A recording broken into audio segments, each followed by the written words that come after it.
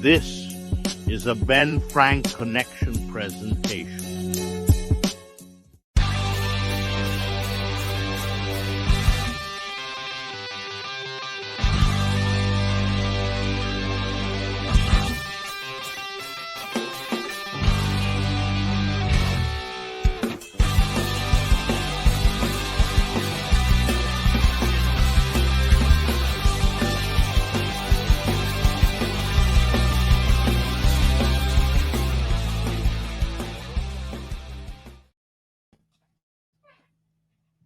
What is going on, everybody? Welcome back to another episode of the ABJ Podcast. Let me just get that out of the way right now because we did it towards the end of last episode.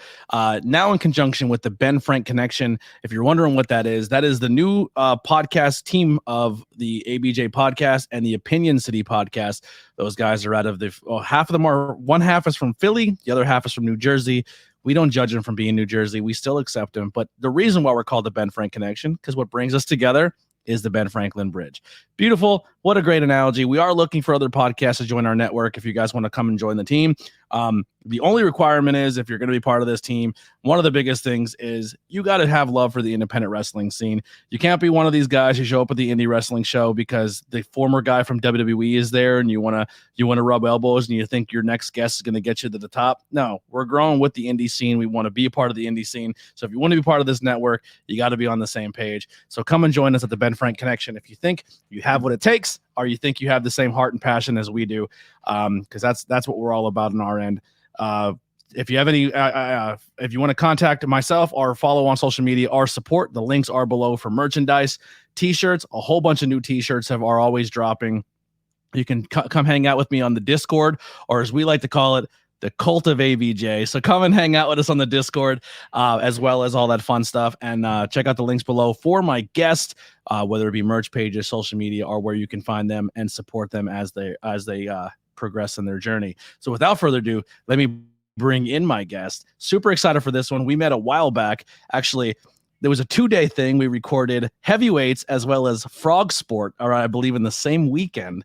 And it was my trial run into behind the scenes. I didn't do commentary at the time. I literally brought a trunk full of podcast equipment and said, if any of this can help out the show, let's use it.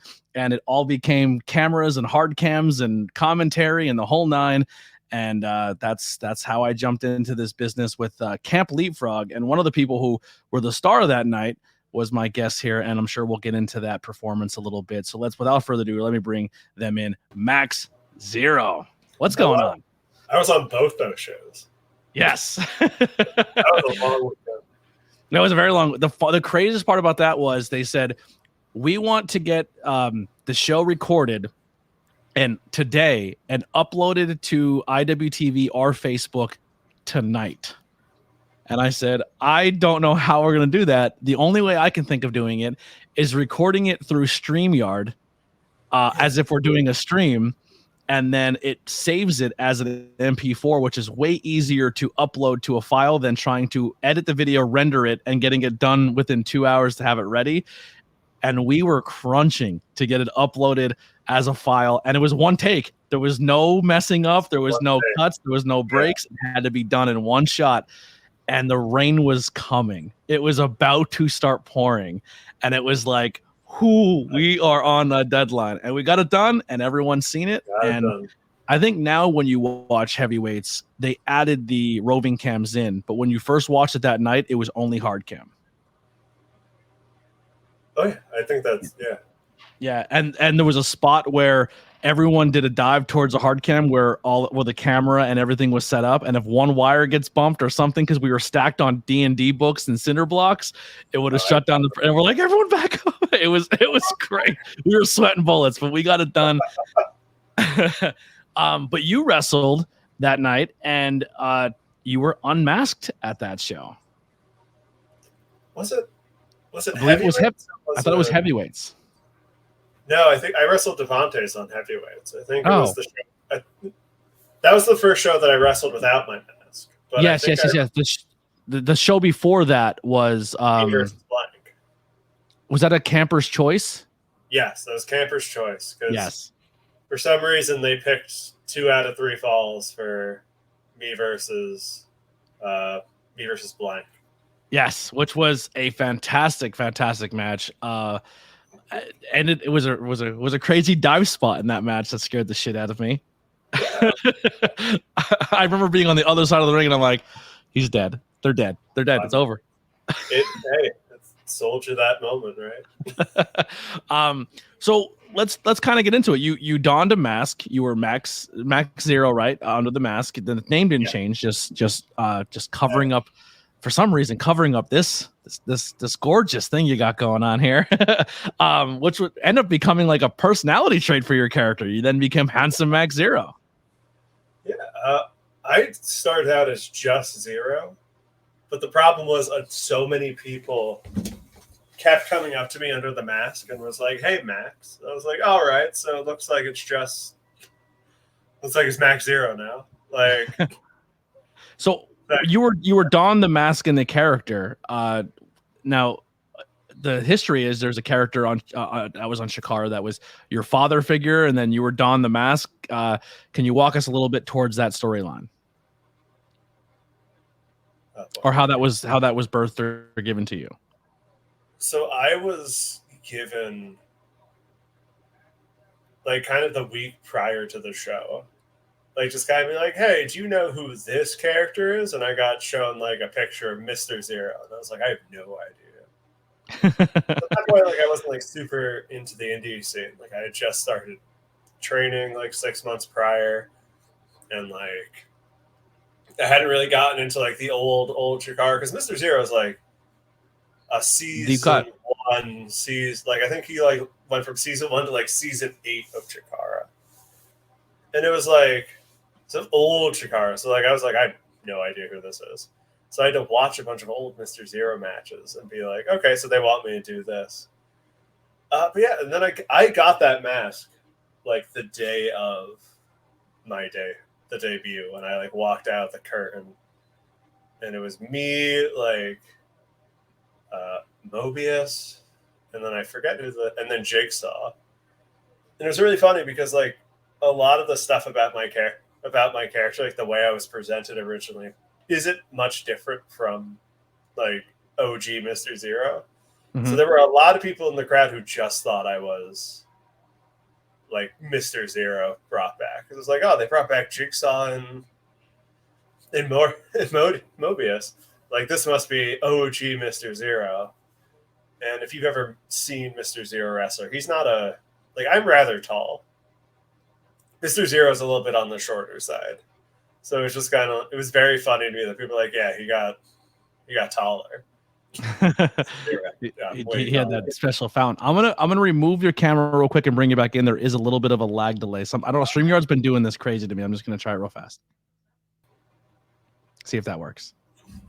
I think so. I think we're good. Let's try it. Yeah. So when you went into training and going through everything, you've never trained or got ready or did anything with a mask on, and then the night of your day like that, you're just like, hey, put a mask on, go wrestle? No, I heard at like King of Trios that I was going to be put under the mask, but I had no idea what the idea was. I had no idea about any of this like Mr. Zero stuff. So yeah, they just were like, here, Max, you can do this, like wrestle in a mask. And I was like, this is hard. This is bad. Like, this is fun. That mask didn't have a lot of breathing room in it. Like there was no, I believe if I'm not mistaken, it was closed mouth, right? No, I had an open mouth. I was actually one of the lucky ones. I actually had like a mesh mouth. Okay, it was mesh, yeah. I didn't have like a rough time like any of the ants or like Edith did with Edith's original mask, or like I actually had like a mesh mouth that I was able to breathe through, so it wasn't too terrible. What was some of the pros or cons of that mask of the time you were wearing it? A lot of the pros was it's a fun mask. Like it's just a fun looking mask. Like I enjoy that. The cons were that it was heavy. Like that was like it has a full head of hair attached to it. It has sideburns, it has eyebrows, and it's just a thick mask that was so hot. I remember after one match, like I took it off and I had like that football player, like Friday Night Lights thing happening where I took off my mask and like you just see the steam. coming off your off head. my head because of how hot like the mask was. And I was like, great, thanks. Oh, and I get to wrestle in slacks and a button up. Like, I'm having a great time. So when you're wearing the mask, like that mask was then given to you, but like, is there extra step you have to do what your gear? Like obviously washing your gear is important. Now you have to wash the mask as well. I mean, a lot of times too, they would say like the old, lucky you didn't have like a Vader situation or a Mankind where it was leathered, it would soak and sweat and stink. But was the mask something you're like, all right, after every show I have to make sure to take care of this because I don't want to put a stinky mask back on my head? Yeah, I would like wipe down the inside and like Febreze it. Like I would Febreze that thing every time. And then when I would store it, I would have like dryer sheets in it. Like just to try and get it like because that mask was a lot. Like I had to comb it. Like, it was a lot of stuff. It was crazy. Yeah. So you take the mask off, you win your match, and the stipulation is winner loses their mask, which was a different take. You lose the mask, it goes out to the world, and the fans kind of lost their minds. The term "handsome Max" and why is and that was kind of the joke. It was kind of a joke that was talked about on this podcast for so many times. Is like you're at a show and then everyone shows up and they're not in masks, or if you're me and never seen these people before, and you're like, oh, look at these people. Like wrestling's got good looking people. It's definitely a good industry to be in for good looking people. And then you're like, why are you wearing a mask? Like, what are you doing? Like, the world sees you without a mask, and they lose their shit. I will reiterate this to every person listening. Every masked wrestler that you like is attractive. Yeah. Every single one. Yep. We are a very attractive group of people. How did you take that internet buzz after it all was said and done? It was very weird because I've never thought of myself as like a particularly like handsome individual. And like I was like, oh, I'm gonna take it off. It's gonna be fine. Like they're gonna like I'm just gonna be another wrestler. I'm gonna be another guy who wrestles in like whatever gear I was thinking of at the time because I change my gear ideas every time. But like it was very heartwarming that people were like, oh no, he's hot. Because it wasn't a response that I was expecting. I'm sure like subjectively like everyone else in the world was like, of course they had that response. But to me, I was just kind of like, oh, this is fun and new. Yeah. And then you got to showcase the mask at heavyweights, and then at Frog Sport, I believe Frog Sport, you had a black eye. Because I had a full black eye. And which worked too, because then you're like the rugged handsome Max. But you kept a business top for a while. Like you still had like the slacks and the stuff, and then you kind of evolved over the years. Taking the mask off and then kind of finding yourself as a performer, as a talent. What has changed since the mask, losing it, and into where you are now? I felt like when I was masked, like I had to do a specific like style of wrestling. Like it like at the very Chikara wrestling, which isn't a bad thing. Like I love that type of wrestling. It felt very like I was made for a kid-friendly product. Like, and that's what it felt like a lot of time. It was like, I'm a wrestler, but I'm a wrestler who does the wrestling for all ages. And like, I can't do like the scary stuff. Like I have to do like the fun stuff. Like I always had struggled with finding like shtick for Zero when I was masked. Like finding something that's like, oh, this is fun. Like, how do I tie business into my wrestling? And I was like, and I always struggled with that. So it was very nice to take the mask off and kind of just go, because the whole time when I asked like, what character do you want for Zero? I got told 2000s All Japan, which for you keen listeners might be able to pick up. It's not a character. It is a style of wrestling.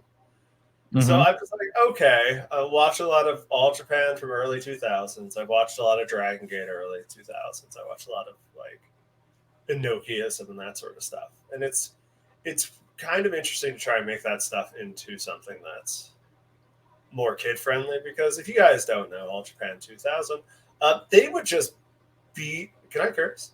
Yeah, absolutely. Oh, they just would beat the shit out of each other. They would It's like straight Eddie stand Kingston loves that era of wrestling so Oh much. yeah, Eddie Kingston loves that era, and it's just like Stan Hansen and the Four Pillars, like being like, how hard can I hit my opponent today? And like, it's just like, okay, how do I make this like into a family friendly affair? It's like, I don't have to worry about that. now that I'm unmasked and I don't feel as restrained to be kind of a family. Like, I love family friendly stuff and I love being silly, but like, it's nice that I can also do like the style of wrestling I like, which is that All Japan, like big meaty guys hitting each other. What your style you present now, or a character, or what you're doing, is there anything that you channel, like maybe a favorite wrestler or someone that you admire when you bring in? Because you have like the big guy mentality. You're very, very strong. Some of the craziest feats of strength on the independent wrestling scene have all come from you, in my opinion. Like, I just, even sitting with the rest of the talent, like at merge tables, when you're out there, you're like, holy shit, they just picked him up from the ground, from a deadlift to a gorilla. Like, how do you like? How does like? Yeah, like it's just. It's a lot of like people who are also strong guys that I love watching. Like Jeff Cobb was one of the first people who I loved watching. I still love watching Jeff. It's a lot of those All Japan guys, so like Kobashi and like Stan Hansen's another one. Like just the BB Hulk when he became like a bigger guy. Is like I was watching one of his matches today where he's like in his smaller form. Just the insane stuff like he would do. But yeah, a lot of Samoa Joe, a lot of like Chris Hero. You know who I pull a lot from you when I watch you wrestle? And we kind of talked about off camera, as one of my favorite guys. I see a lot of Brody in you, because like you can be very like, I'm sophisticated, but then you could all be like, you could become a wild man and you'll just kill everyone in front of you, and and like your presence when you're in the ring and you're performing, you have a presence of like, you should fucking fear me right now, and if you don't, you're gonna have a problem. Like, not as scared as you should be. Yes, yeah.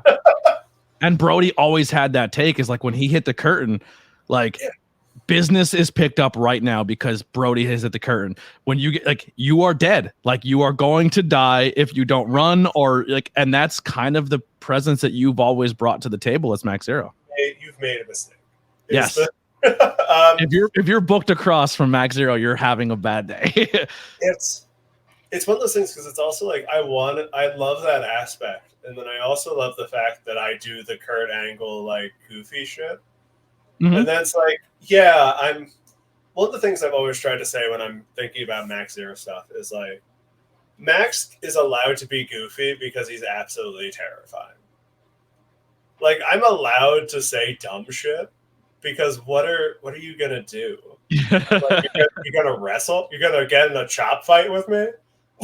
like this silly stuff happens because internally Max is always like, I like, good. If you say something, I get to fight you. If you don't say something, like, cool.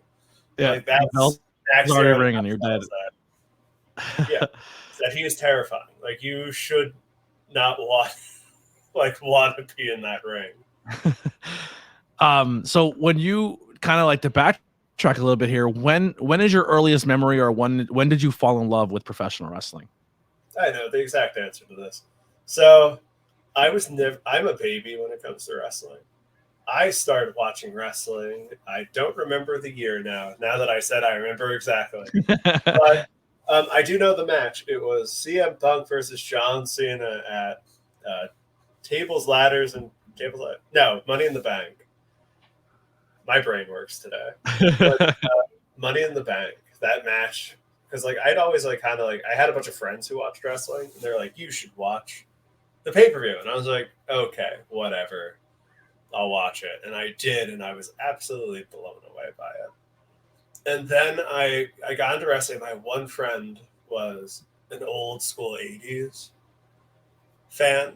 And he was like, here, I'll lend you some of my DVDs. And I was like, wow, this is less interesting, but still cool.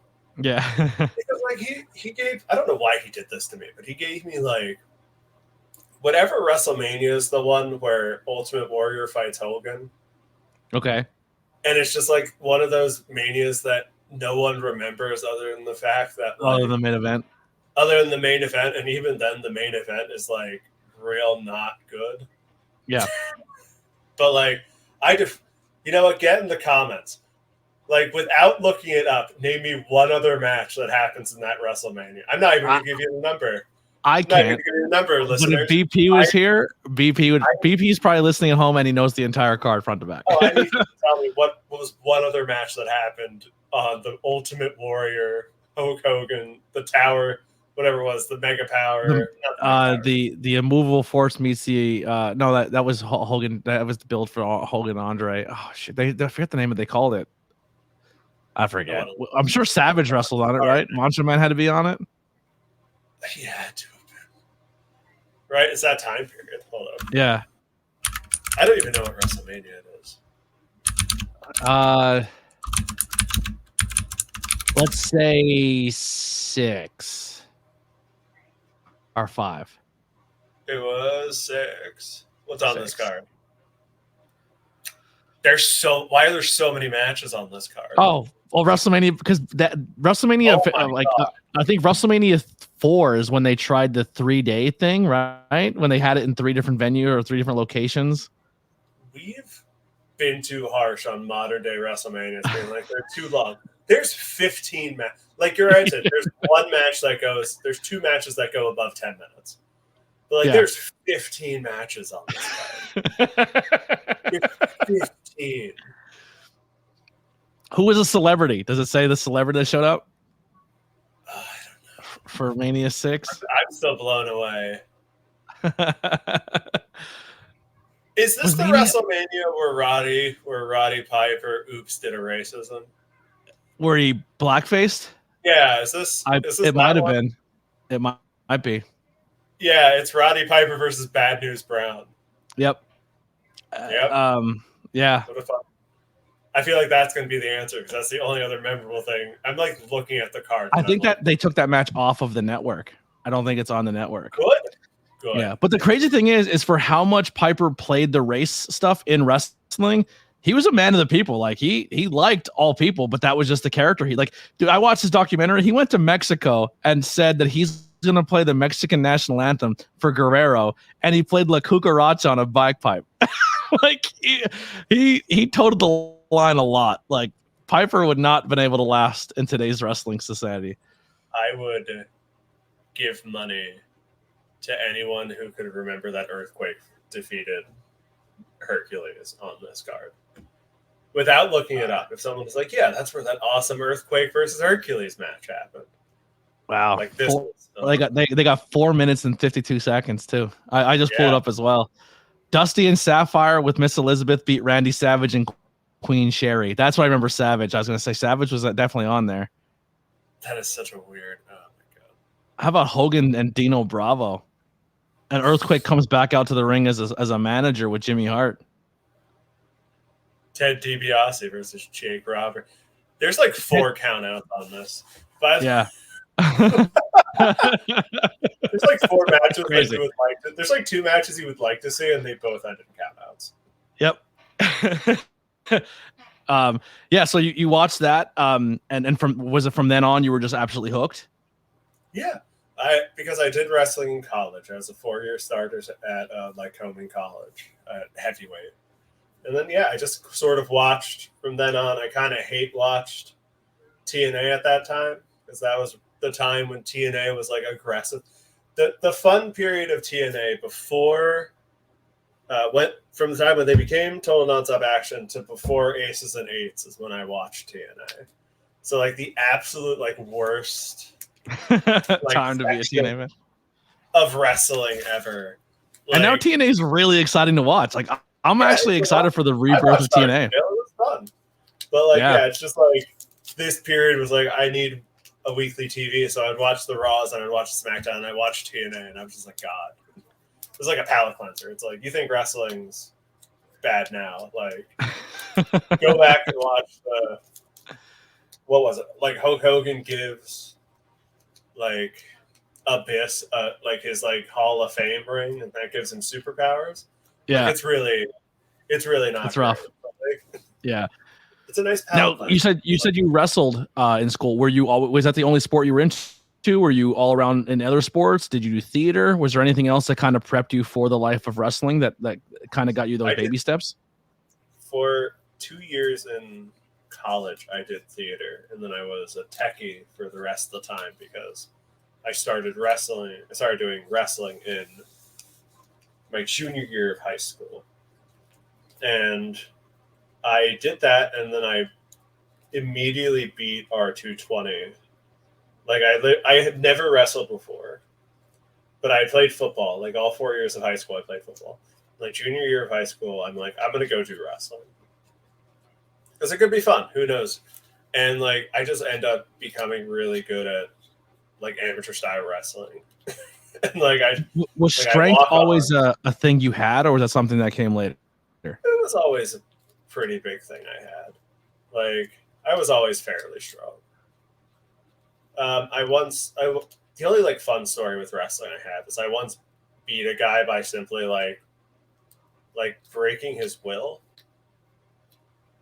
Just ragdolling him.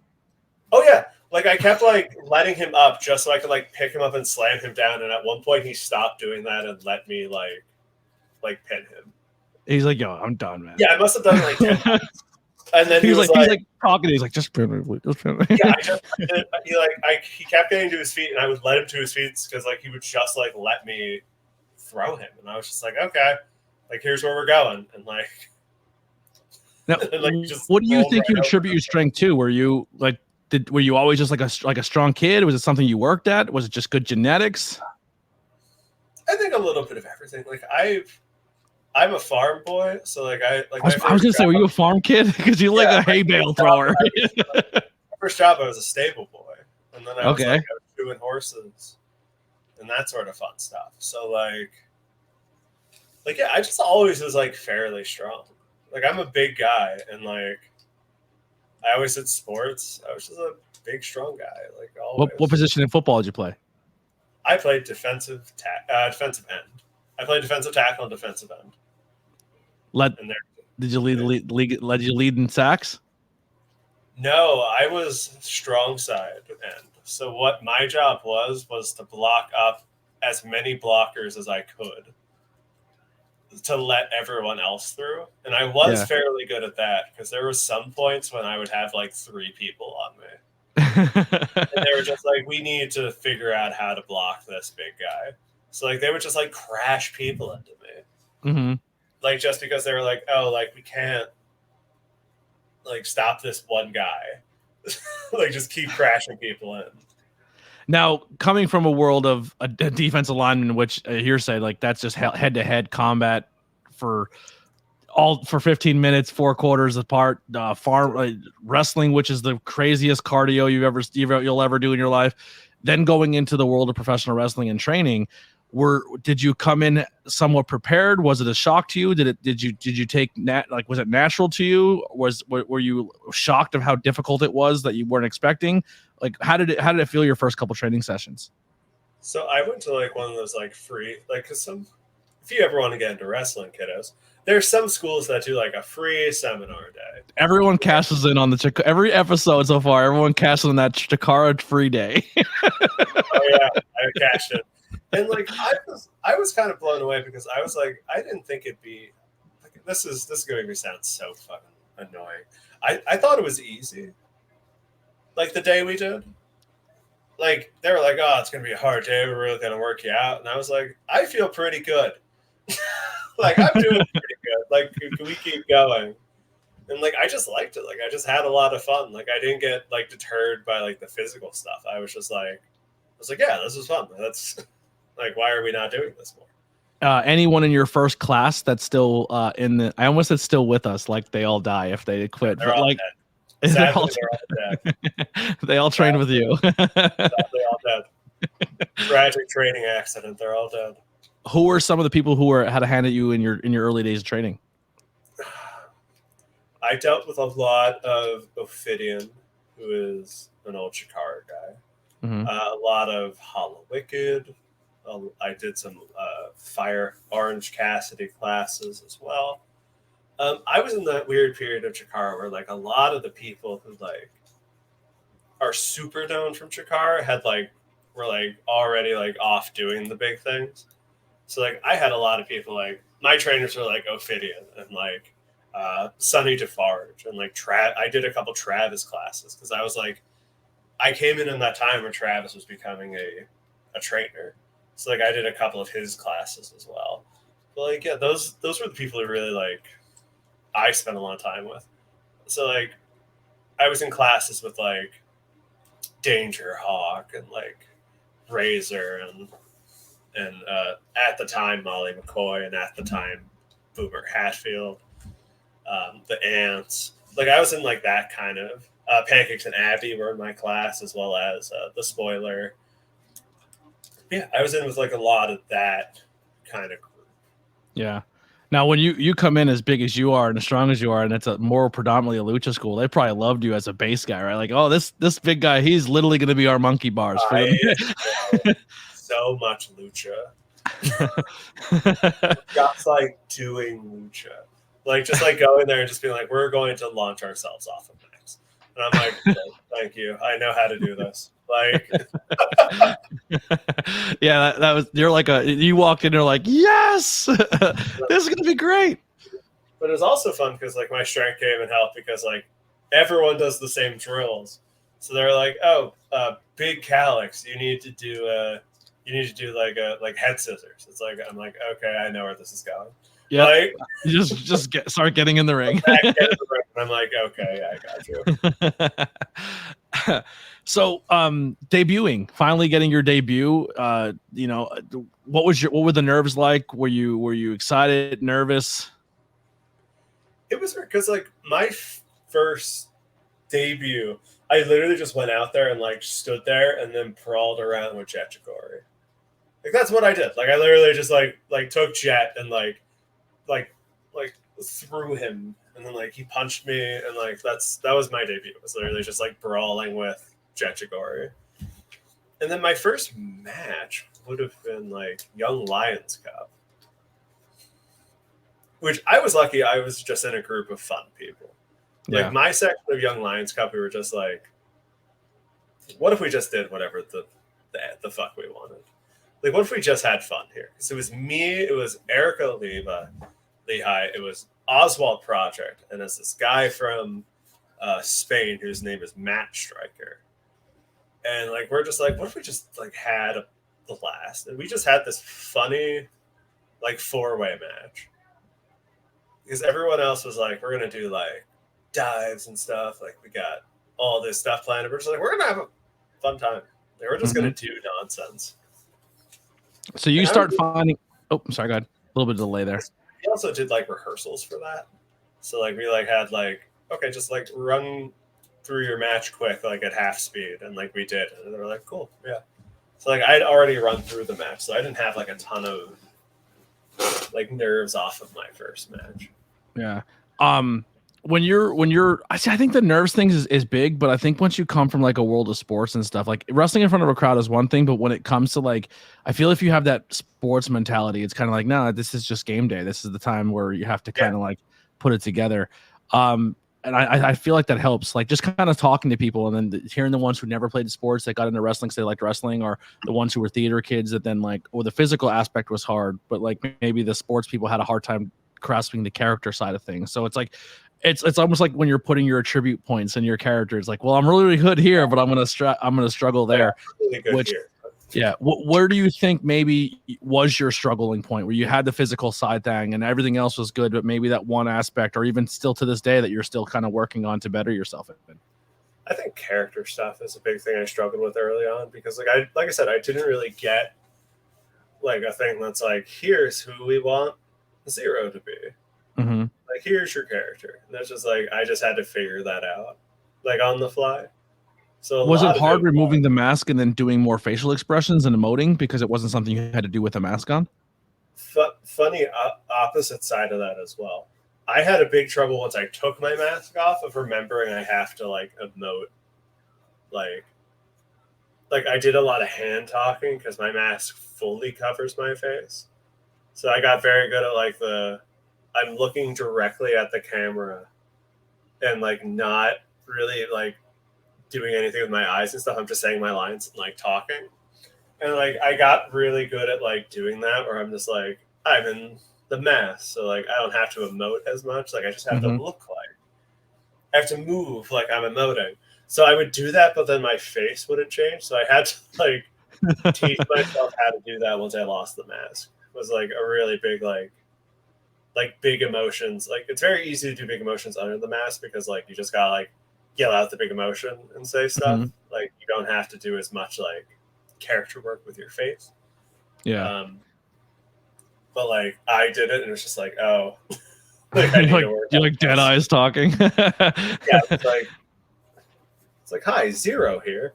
And it's like Max, you gotta actually have some type of emotion. I'm like,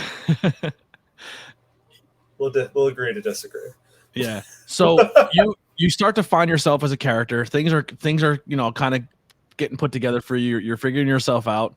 Chikara ends. Pandemic happens. Camp Leapfrog comes during this pandemic. You now decide you're going to change up your character. You're going to take the mask off. And then you have a run here at Camp Leapfrog where you really get to dive into your character. How important was that time at Camp Leapfrog of really finding yourself and working these matches and starting the rivalry with Cece, who's essentially rebirthing himself as well? And kind of just like in a group of people who all had to change and they lost their home and they're like, Camp Leapfrog is more than just a promotion. I try to tell people this when please go watch it. High Tension Wrestling on YouTube. It's all there. It's all free. But it was a place where a bunch of people lost their home, had to find a new home, but also refine themselves as people and bond and come together as people and be there as a family. But then also on the character side of things, find themselves as characters again. Yeah, like find yourself outside.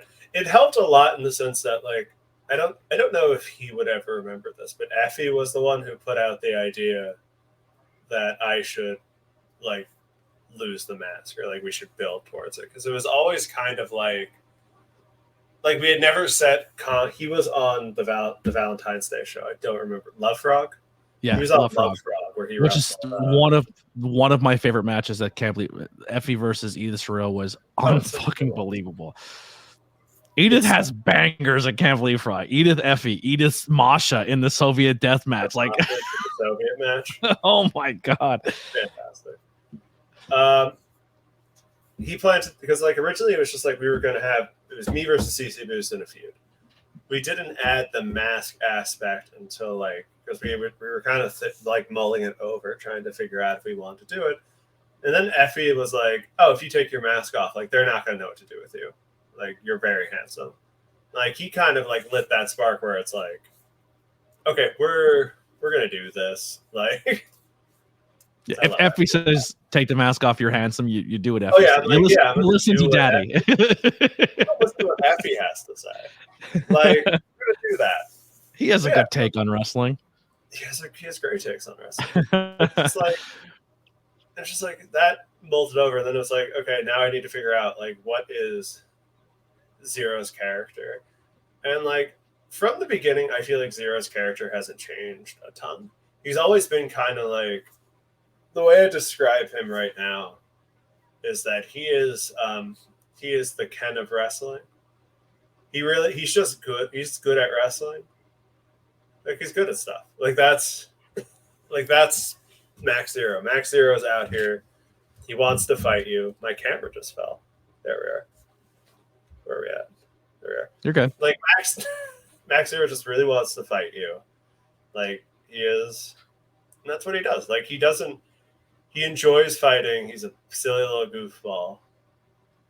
But yeah, he's just and ever since the beginning, I kind of was like, I took that aspect of not being told what my character was, and I really went, oh, that means I can do whatever I want.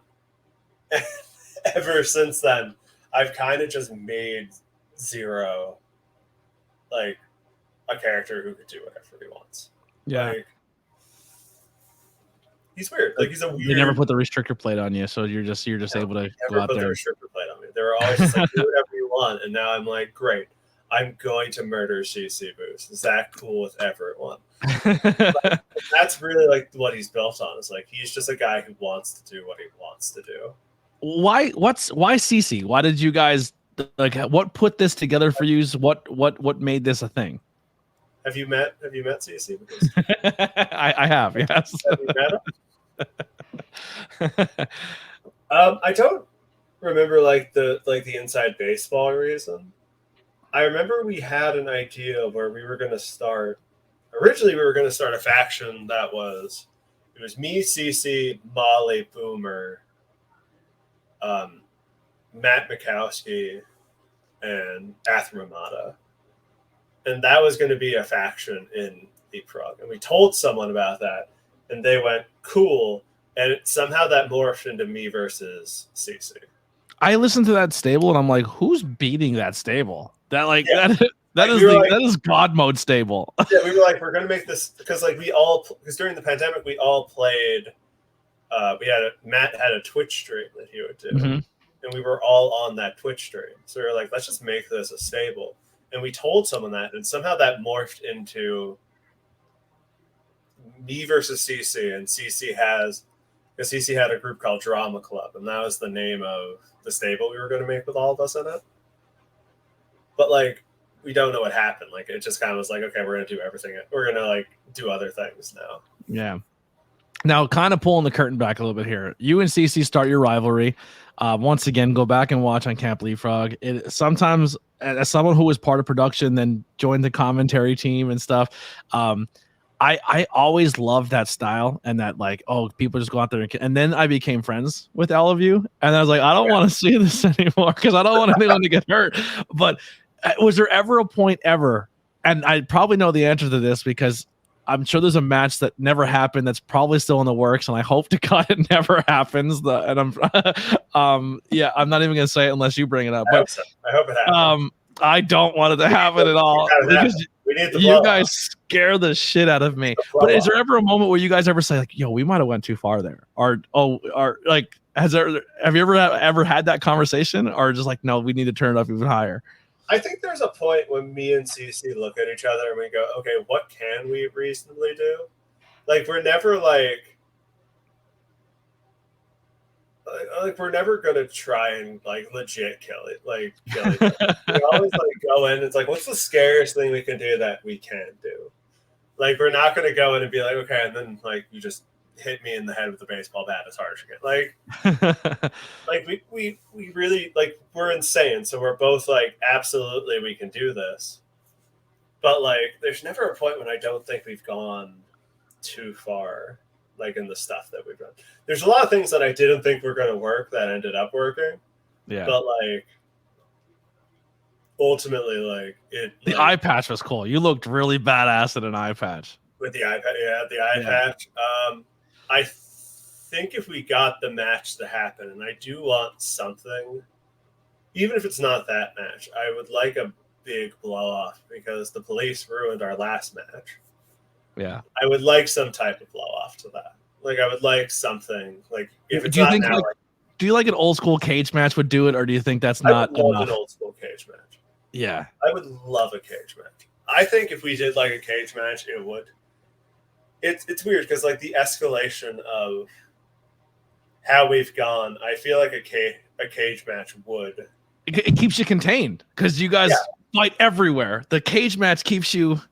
I think you could. I think if you talk to Wild LLC, they'd be like, okay, they caused too much property damage, and now the police we need to contain these two. And I feel like we would have a really fun cage match. It would probably be impossible to find, but imagine if we found like the old school like blue cage style cage. I love it. I would love it so much.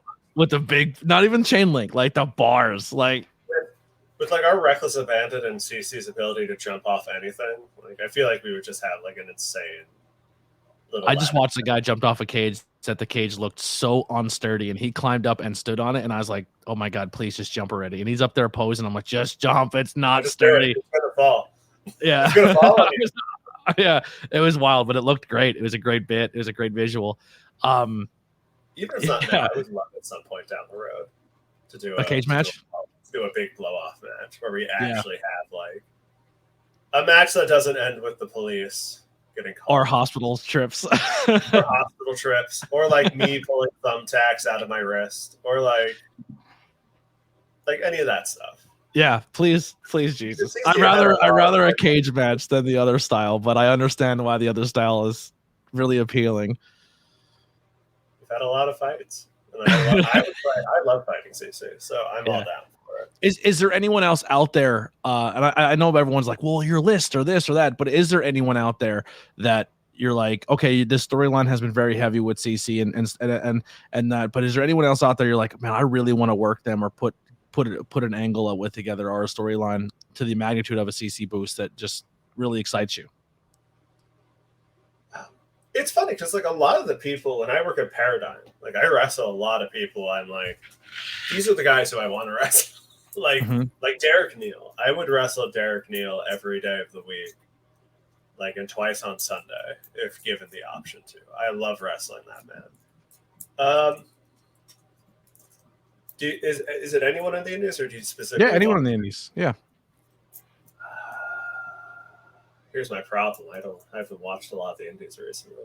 Like I've been a bad indie wrestler, and I've not watched my indie wrestling. My indie wrestling is not that great either. I just got live TV again so I can watch mainstream wrestling. So my indies has been really rough the past 9 months. I would love wrestling Rick Bison or like Perry Von Vicious, like any of those guys up at Grind. I really like a lot of them. You'd eventually have to get your Effie match, right? Like Effie kind of helped create. I have to get my Effie match, and yeah. But yeah, like a lot of those, like, yeah, if the story comes, like, because the CC story wasn't like I don't think we originally were like, we're gonna have you fight CC Boost. I think for it 2 went, years. I think it went like they saw that scramble that we had at Love Frog, and we had an angle where CC pulls my mask off. And I think that was supposed to lead to me unmasking, but we liked all that stuff so much that we were like, we're just gonna have you and CC wrestle for like forever. Yeah. So I always liked the idea, and I think I probably pitched it, but the CC thing was too deep that it was never gonna go over. But like, only because I feel like if you're gonna, someone has to match your crazy, like, and CC matches your crazy. But the only other person in Leapfrog who has that same like, oh, I'm actually in fear when they wrestle, is Edith. Like when you watch her wrestle, like you're like, is this the end of Edith? Like she is taking on some serious contenders, and Edith Max match is kind of exciting. I've only wrestled Edith once, and it was in a scramble match. That was like the most insane scramble match of like named people at Leapfrog. It was like me, Edith, Big Game Leroy, and like the big old nerd Big Game Leroy, and Ryan Mooney. It was just like this wild like 4-way match that we had. It was just like, what if we just did the craziest shit? I think it was on the first Halloween show. Like it was like a pre-show match. Yeah. And it's like, what if we just did shit? That was so much fun watching people put together a match, because exactly what you just said. What if we just went out and had fun? And that was really everyone's mind state going into it, and it made magic. Yeah. Like what if we just went out there and had a grand old time? Now you said you wrestle a lot in Paradigm. Where can people find that? Is that an IWTV? Is that a Paradigm YouTube? Was on Fight Plus or whatever. It's called something else now. But previously it was Fight Plus. It got bought by somebody. Like Thriller or something. Yeah, I think it is Thriller. I think it's. Yeah, I've subscribed to Fight Plus, so I'm gonna look it up. All my Paradigm matches are on there. If you were telling someone to go watch a match from there, what would be one to highlight? Watch me versus Matt Mikowski. Sold. Is that recent or is that me versus a dude named Troy Parker, which is coming up on the most? I don't think it's out yet, but it's on or it'll be out when this comes out. Hey, yeah, it'll be out. Yeah, Yeah, Me versus Troy Parker was a really good one. Is this pre or post Matt Mikowski? This is post Matt Mikowski. This is the So most. this is like Matt fresh back. Mikowski. Nice. Yeah, I would watch that if you've never watched Paradigm Pro Wrestling. Watch that show. That's me and that has me and Matt Mikowski on, because that might be the best show since I've been at Paradigm. The best show that they put on. Every single one of those matches is so good. Now, besides the world of professional wrestling, when you're not killing CC Boost or anyone else is in front of you, if he's usually not CC Boost, it always ends up being Pancakes. Poor Pank, he gets flipped like crazy. Engaged ass piece of shit. What are some other things you enjoy doing in your personal life, or are things that excite you? I read a lot of comics. I read a lot of books too. I'm currently like over 100 hours into Baldur's Gate, so that's the Baldur's Gate 3. I almost bought it today. You should buy it. I have too many hours in it. Is it turn-based or is it like Skyrim-ish where you're in control the whole time? It's turn-based. Oh, I would hate it. But for me, I like turn-based more than Skyrim. Yeah, so, I had to be in control of my character. The only turn-based game I can play were the 2 South Park ones. I loved them. I thought they were so much fun, but they were really simple. It's not turn-based in the sense of like those games are, where it's like the old like Final Fantasy style, but it is turn-based where it's kind of like how a D&D is set up. Okay. Where it's like everyone has a turn, and it's I guess XCOM is a good way. Okay. You have a bunch of characters and you can move them, and then they all have special things they can do. Gotcha. It's like that style more than it is like you're moving like Cloud to be like, hey, Cloud, do the most overrated Final Fantasy. Yeah. Like, all right, that does 900 damage. Like, yeah, those games struggle for me. I have a hard time with those. Now you said comics. What are some of your what are you reading? What are some of your some of your pulls every week? Right now, there's so many good ones.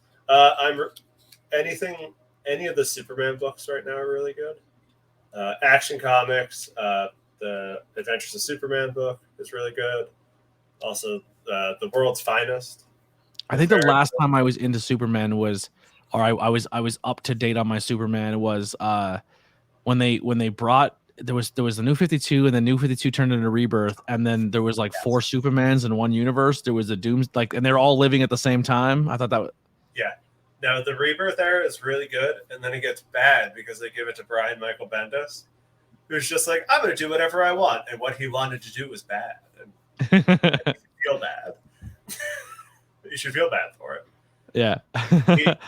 he wrote maybe the worst Superman story in the last 50 years. Yikes. It's so bad. And then we're back on track with Joshua Williams' Superman, which is phenomenal. Also, Miles Morales Spider-Man. Yeah. The new Miles Morales series. Really good. Oh, good. I always wait till this runs over and then I buy the big book of all the stories in one.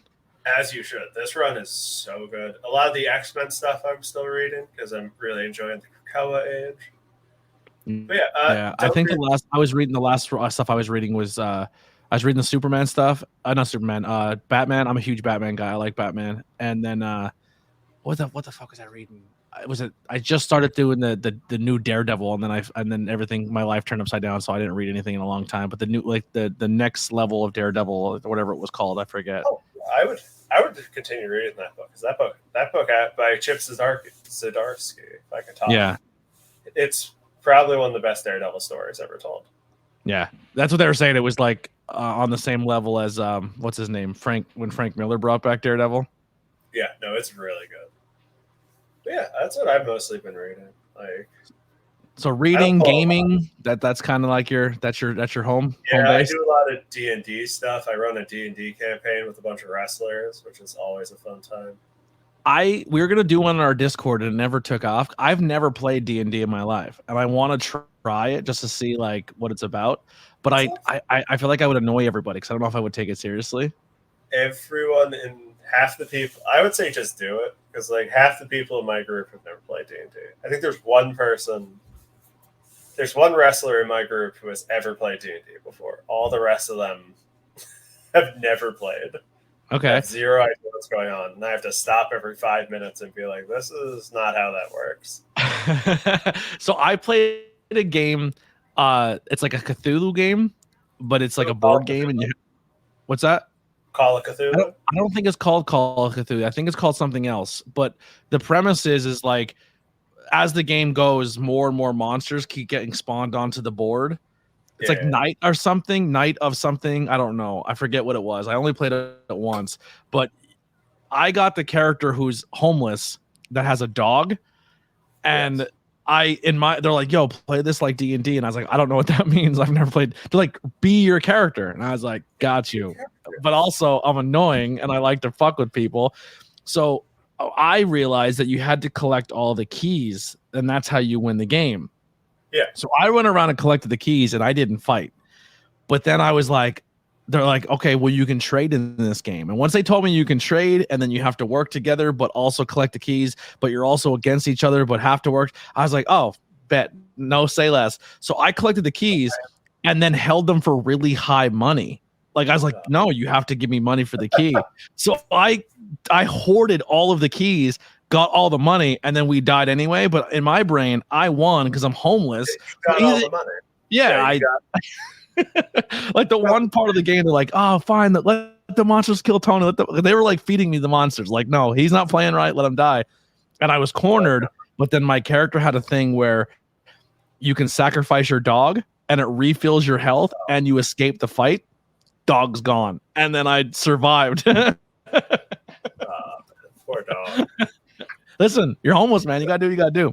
But I played wrong, but in my brain, I won the game. Yeah, you won. Yeah, I won with all the money, and then the world ended. So I died the richest man. You fell into madness from staring upon the face of Cthulhu, but yeah. Other than that, like you're doing great. I'm killing it. So yeah, if I ever get my first ever D&D game, I'll message you and tell you how it went. 2023, crazy year for everybody. I know we're a couple months into the new year, but what would you say was something in 2023 that was good for you, that you excelled in the industry of pro wrestling, things that you found to be successful, things that you found that you have to work on? Overall, 2023, how was the year for you? I thought it was pretty good.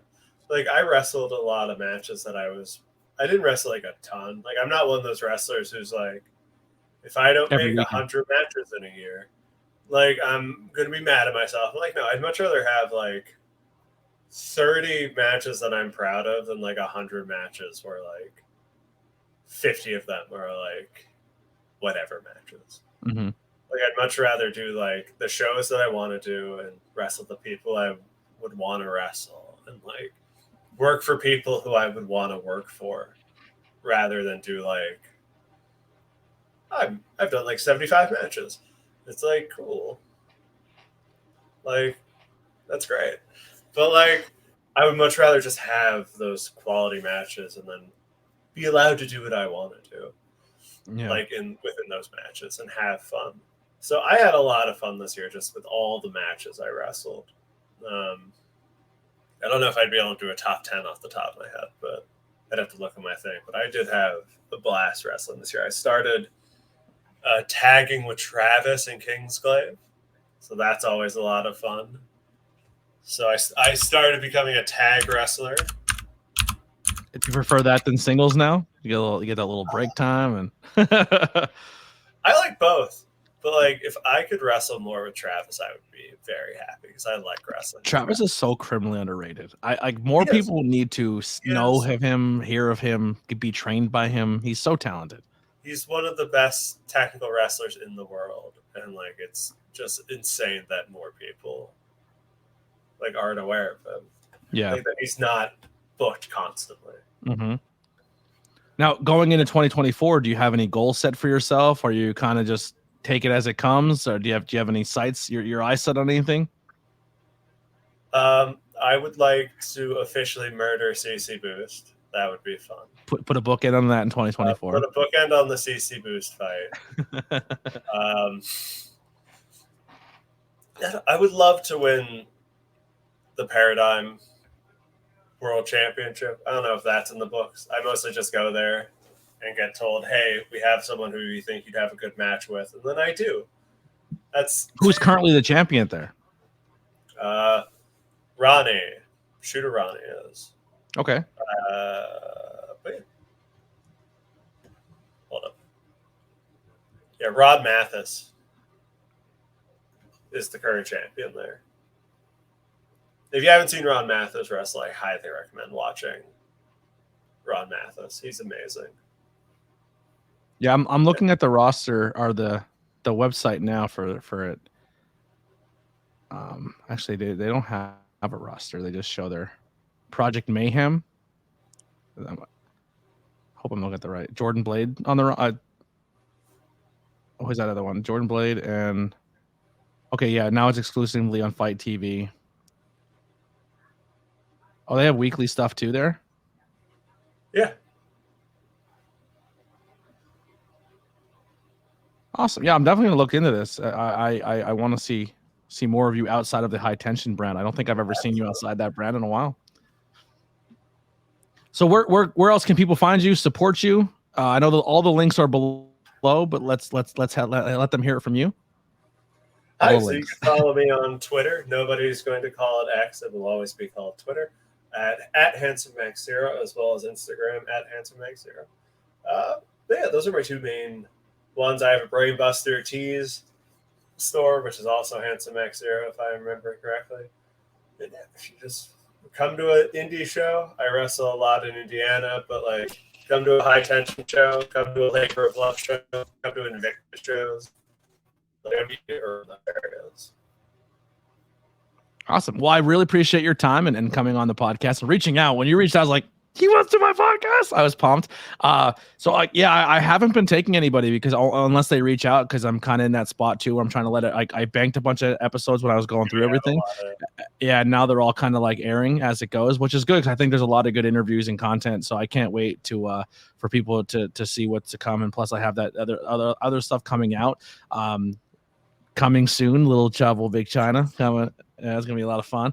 But check out the links below. Support the podcast. Support my guests and everything else that's coming soon. I never announce next week's guest because sometimes I don't know, and this is one of those cases. So no idea who's next week. Well, what's that? It could be anyone. It could be anybody. It could literally be anybody. It might. What if we do back to back? It's just the next 3 episodes are all Max Zero episodes. Could you imagine? That'd be great. It'd be like you would be like I'd be like your CC, but in the podcast world, like just every episode is just every episode. We're just you know it's going to be Max fighting that lanky man. All right. Well, thank you guys so much. Here's some music by the Converse Kid. Once again, check all the links below to support ABJ. People who make my merchant, my links, my merch, as well as the people who do the amazing things like the intro, outro music, and all that. Check out the Ben Frank Connect and everywhere you can find them. And we'll see you next time on the ABJ Podcast.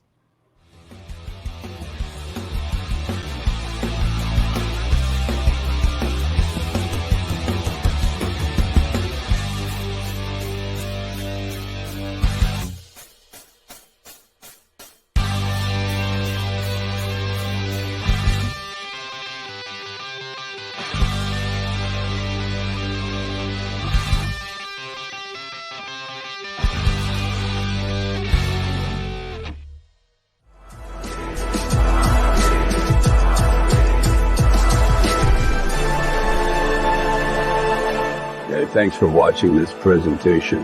Like, share, and subscribe for more.